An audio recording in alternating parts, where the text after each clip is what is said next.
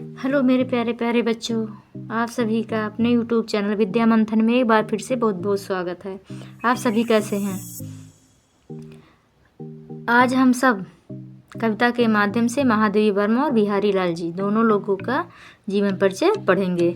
तो चलिए पहले हम महादेवी वर्मा का जीवन परिचय शुरू करते हैं।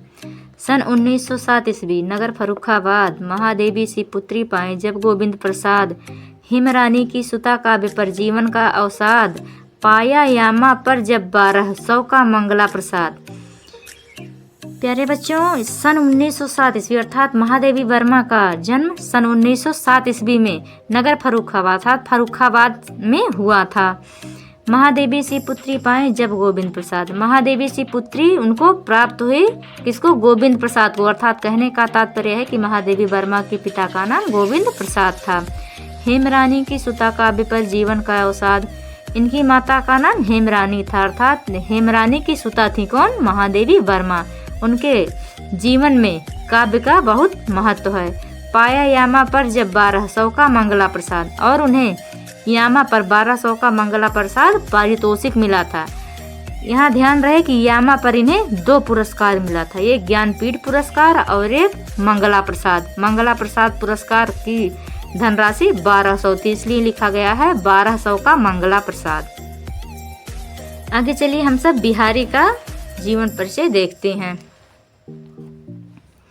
सन 1603 ईस्वी, यहाँ 8 है, काट दीजिए। सन 1603 ईस्वी, निकट ग्वालियर बसवा ग्राम, रसिक शिरोमणि सुकव बिहारी, जन्मे केशव के शुभ धाम। यौवन बीता था मथुरा में, वह थी उनकी प्रिय ससुराल। नृप जयसिंह के राज सभासद, पाया था उनसे अतिमान। रीतिकाल के सर्वश्रेष्ठ कवि हुए बिहारी लाल महान। पिता संग ले गए ओरछा, आयु थी जब 8 साल। प्यारे बच्चों, यहाँ ध्यान से देखिए। सन 1603 ईस्वी, बिहारी जी का जन्म 1603 ईस्वी में ग्वालियर के बसुआ गांव में हुआ था। रसिक शिरोमणि सुकव बिहारी, जन्मे केशव के शुभ धाम।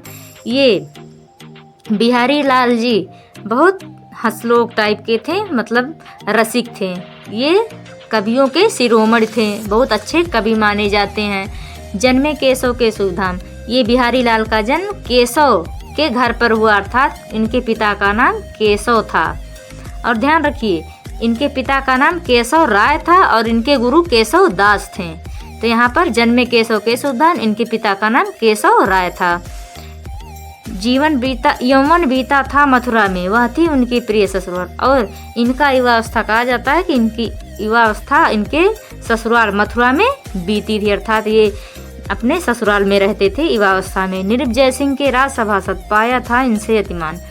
नृप मतलब राजा जयसिंह के राजसभा में इनका अत्यधिक मान सम्मान था, अर्थात राजा जयसिंह इनको बहुत पसंद करते थे, राजा जयसिंह को बहुत प्रिय थे। रीतकाल के सर्वश्रेष्ठ कवि हुए बिहारी लाल महान।